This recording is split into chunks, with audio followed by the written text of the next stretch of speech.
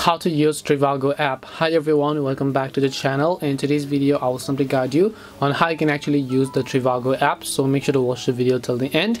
In order to use the Trivago app, all you have to do is simply open up Trivago over here. Once you open up Trivago, make sure that you're logged into your account. So in my case, I have already done all of those processes.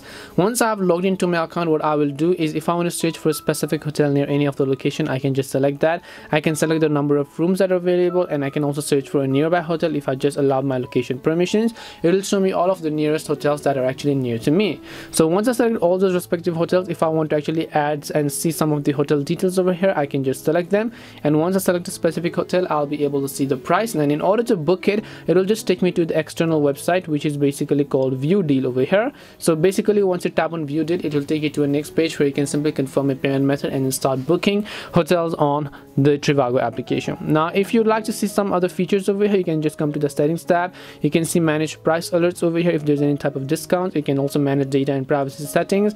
You can select Trivago magazine, and you can also select legal information or whatever else you actually prefer. And this is simply how you can go ahead and actually use the Trivago app as a beginner. We hope the video was really helpful, and if it did help you, then make sure to leave a like and subscribe to the channel.